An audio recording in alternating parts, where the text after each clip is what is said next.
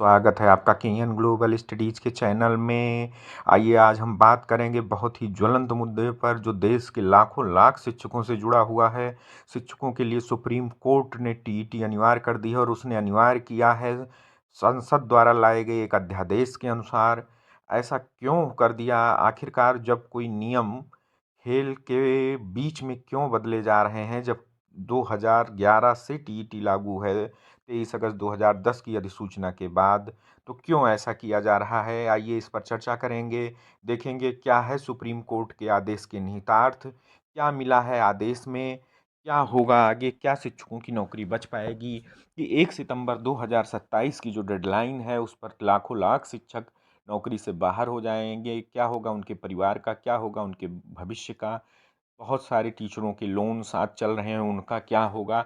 आइए इस पर चर्चा करते हैं। लेकिन आइए सबसे पहले हम जानने की कोशिश करते हैं कि आखिर ये चीज़ आई कहाँ से। सुप्रीम कोर्ट ने कहा कि जो टीईटी क्वालिफाई नहीं है वो शिक्षक या तो इस्तीफा दे दें या रिटायर हों। केवल 5 साल के लिए उसने छूट दी है, वो भी 55 से 60 साल के बीच में जिनकी सेवा है। अल्पसंख्यक संस्थानों के लिए जो है ये अभी नहीं लागू होगा। अल्पसंख्यक माइनॉरिटी मतलब ये जो मदरसे हुए या जैन या पारसियों के जो संस्थान हुए उनके लिए ये चीज़ें नहीं लागू होगी, या बौद्ध संस्थान हुए उनके लिए बड़ी बेंच फैसला करेगी। लेकिन अब क्या इनको जस्टिस दीपांकर दत्ता और जस्टिस मनमोहन की जो बेंच थी, सभी जिनकी नौकरी 5 साल से ज़्यादा बची हुई है सब इसके दायरे में आ रहे हैं।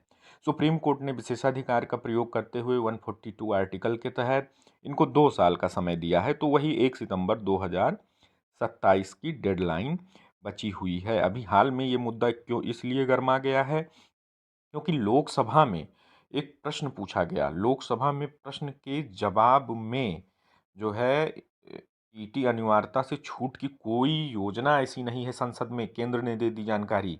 ये बहुत ही महत्वपूर्ण है और इससे बहुत बड़ा झटका लगा है शिक्षक संगठनों को और शिक्षकों को, शिक्षकों के परिवार को भी लगा है, और ये केंद्र सरकार इसका खामियाजा भुगतेगी हमें लग रहा है, क्योंकि शिक्षक समाज बहुत ही बौद्धिक समाज होता है, प्रबुद्ध समाज होता है। और इस तरीके से गलत नियम बनाना, भाई नियम जब कभी इंटर की योग्यता थी तो इंटर पास लोग हुए, जब 5वीं की योग्यता थी 5वीं पास हुए, जब टीटी आई तो टीटी पास हुए, जब सुपर टीटी आई सुपर टीटी पास हुए, भविष्य में पीएचडी आ जाएगी तो पीएचडी पास होंगे।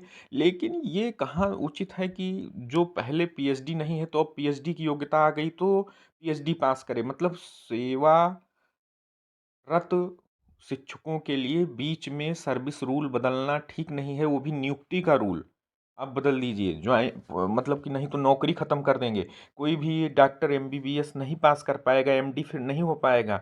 जो पीसीएस प्रमोट होके आईएएस होते हैं वो आईएएस की परीक्षा नहीं पास कर पाएंगे। जो लेखपाल तहसीलदार होते हैं वो क्या पीसीएस तहसीलदार रैंक का पोस्ट है, क्या वो पीसीएस की परीक्षा पास हो पाएंगे? कोई भी नहीं पास हो पाएगा। ये नियम बहुत ही गलत आ गया है। ये शिक्षकों के भविष्य के लिए घातक है। इसके लिए एक बड़ा आंदोलन हो सकता हो करना पड़े शिक्षकों को।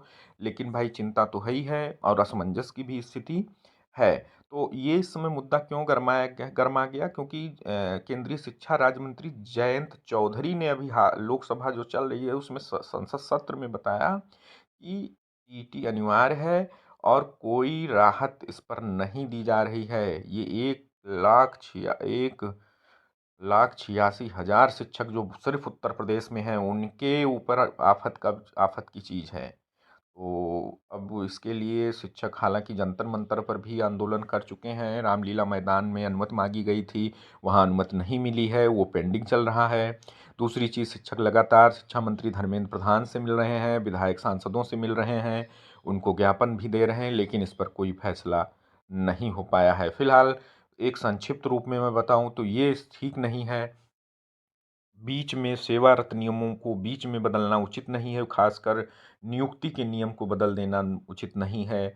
ये खेल के नियम खेल के बीच में कतई ना बदले जाएं।